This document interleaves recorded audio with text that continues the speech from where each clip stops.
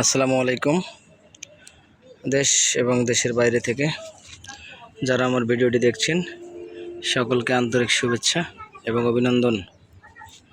Viewers, আপনারা জানেন যে আমার এই পারিবারিক সবজি বাগানে আমি কিছু ঢেঁড়স গাছ লাগিয়েছি এবং মাশাআল্লাহ ঢেঁড়স গাছগুলো অনেক সুন্দরভাবে বেড়ে উঠেছে।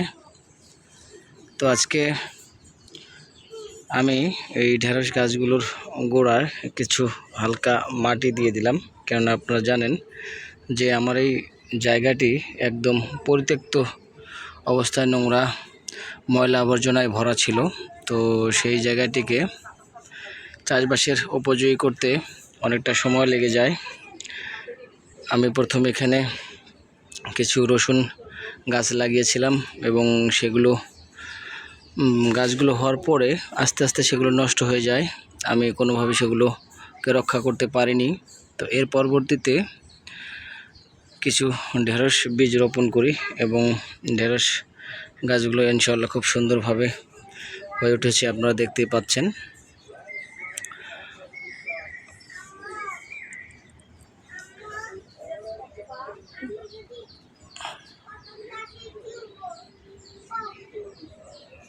ঢেঁড়স গাছগুলোর বয়স আসলে খুব বেশি না,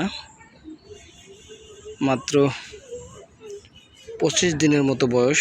তো 25 দিনেই মাশাআল্লাহ অনেক সুন্দরভাবে বেড়ে উঠেছে ঢেঁড়স গাছগুলো।